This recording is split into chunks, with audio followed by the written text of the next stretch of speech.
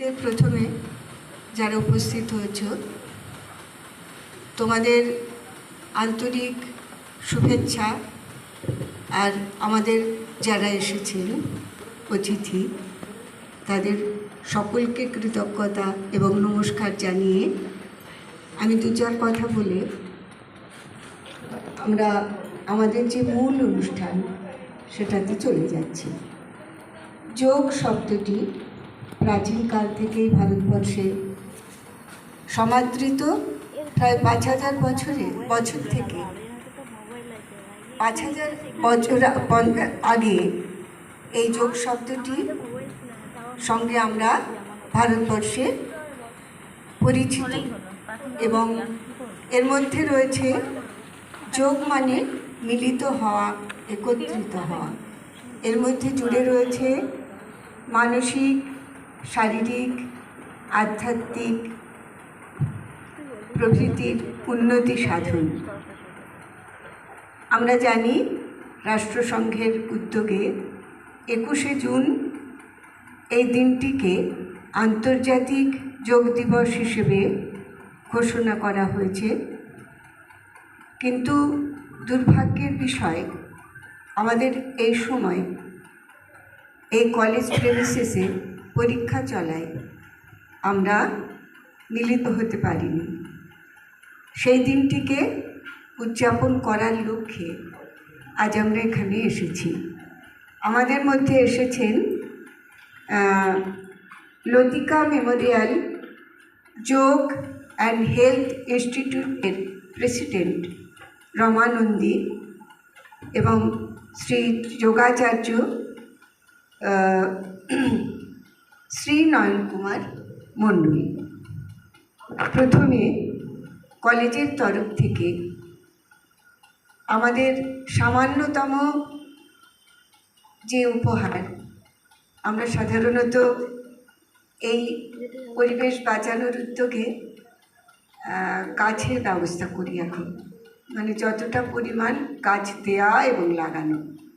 তাই এনএসএসের একটা উদ্যোগ ছিল, সেই গাছ দিয়ে আমাদের অতিথি দুজনকে বরণ করে নেবেন আমাদের ইতিহাস বিভাগের প্রধান অধ্যাপিকা মৌসুমী বন্দ্যোপাধ্যায়।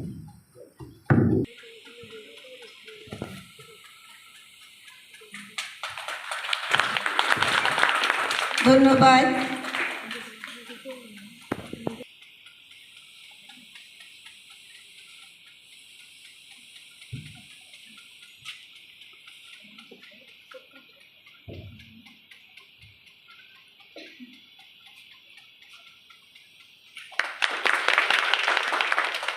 ধন্যবাদ। মাইক হাতে তুলে দিচ্ছি, উনি আজকের দিনটি পরিচালনার ভার নেবেন।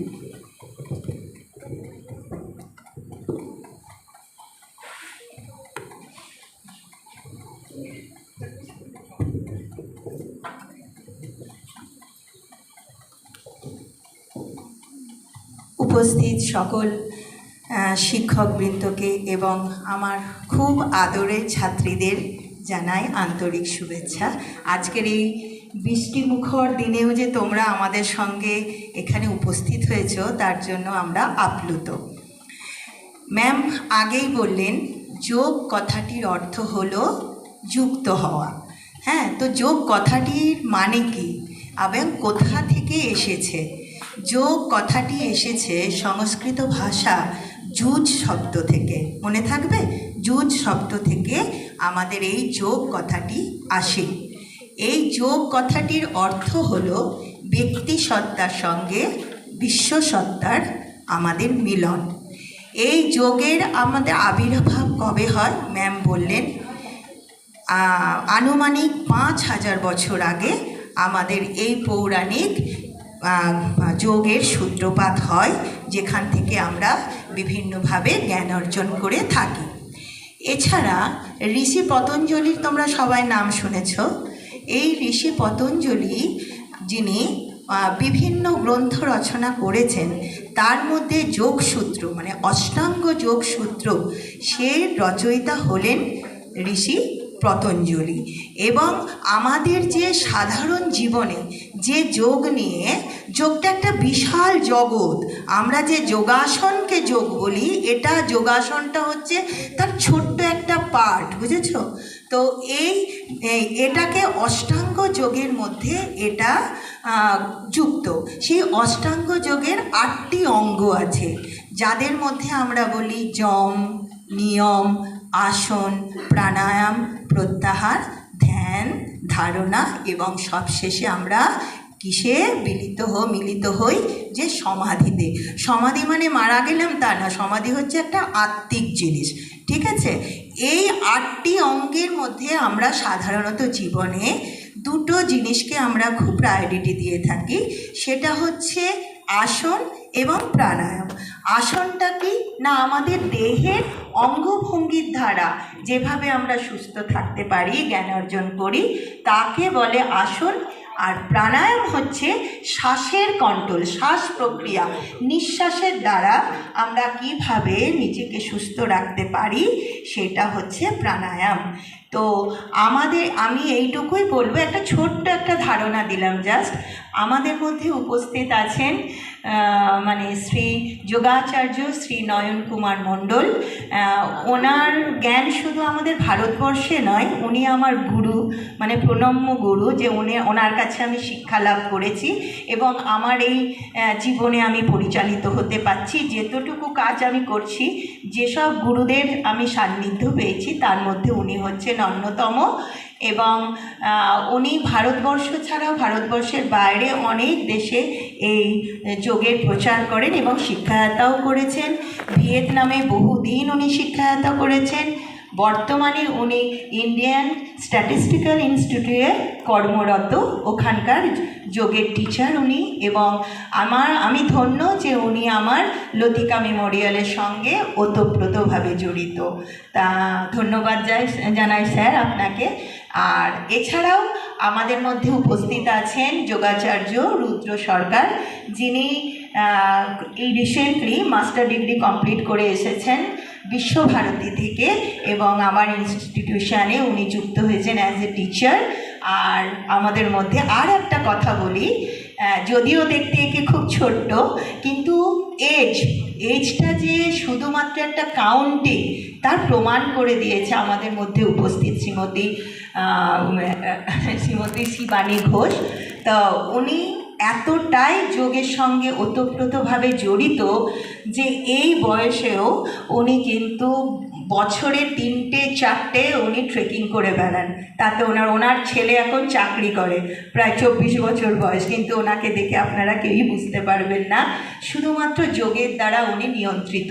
আর একটা কথা না বললেই নয়, যেটা হচ্ছে যোগ কিন্তু একদিনে হয় না বোন।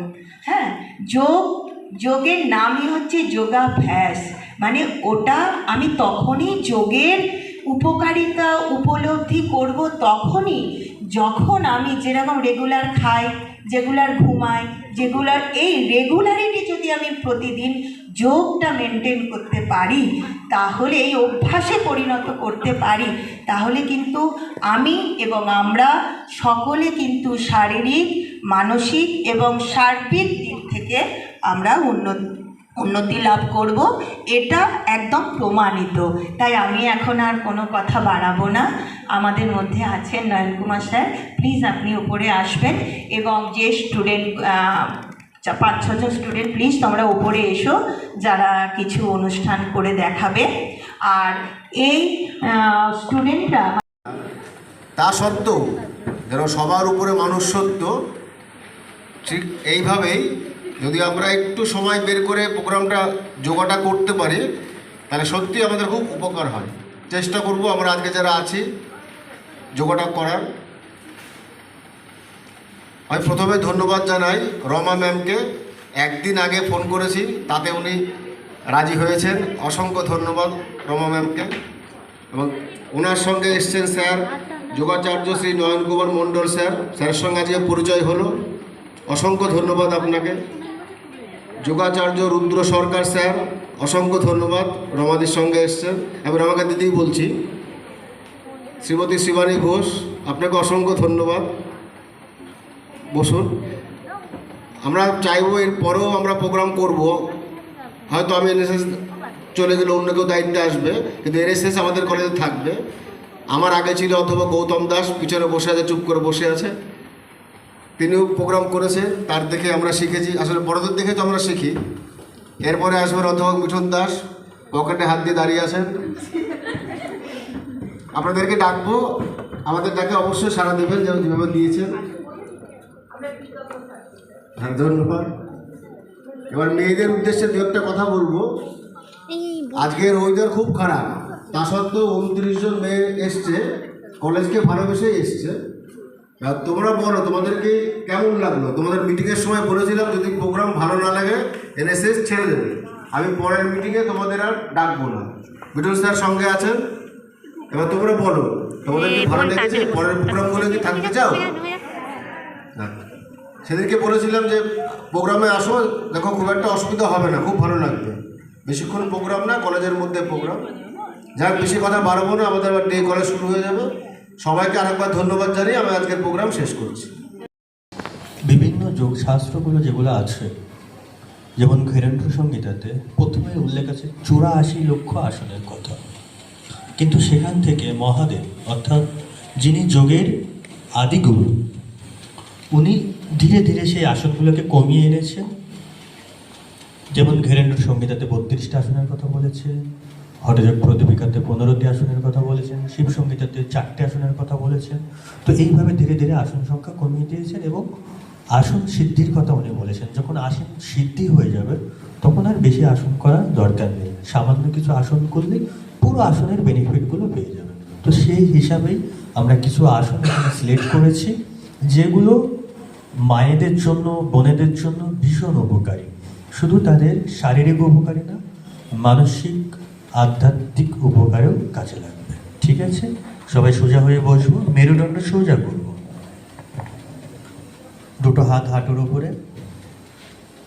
সবাই আমরা চেষ্টা করব, যারা নিচে বসে আছেন সবাই একটু সোজা হয়ে বসুন।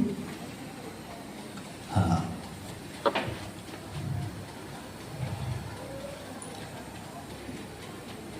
কাঁধটাকে ঢিলা ছেড়ে দিন সবাই।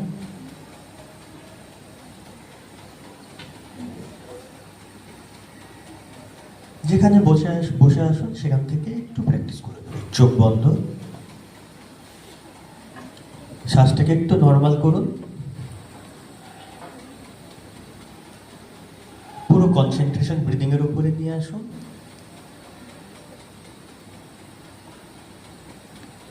মুখমণ্ডলের উপরে একটু হাসি। Beautiful divine smile on your face, collapse your shoulder. Breathing প্যাটার্নটাকে যত নর্মাল করবো মন তত কাম ডাউন হবে। শাস্ত্রে সুন্দরভাবে উল্লেখ আছে, চলে বাতে চলে চিত্তম, নিশ্চলে নিশ্চলম ভাবেত। বাত মানে প্রাণ, তার যত গ্রন্থি লাভ করবে মন তত চঞ্চল হবে। সেই প্রাণকেই যদি, বাতকেই যদি আমরা কাম ডাউন করতে পারি, স্লো করতে পারি, তাহলে মনও স্লো হবে। কারণ মনের সাথে শরীরের সম্পর্ক ওতপ্রোতভাবে জড়িত। মনঃপ্রশমন ইতি উপায় যোগা। মনকে প্রশমিত করার মূল মাধ্যমই হল যোগ।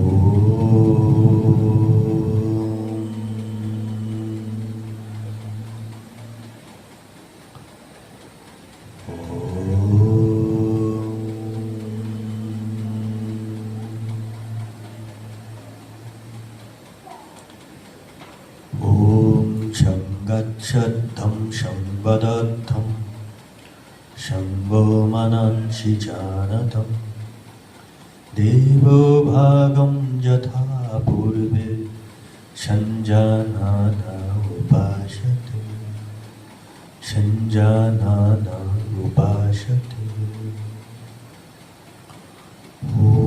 শান্তি শান্তি শান্তি। বাস, ধীরে ধীরে চোখ খুলব। আমরা যে আসনগুলো সিলেক্ট করেছি সেগুলো এক এক করে করব।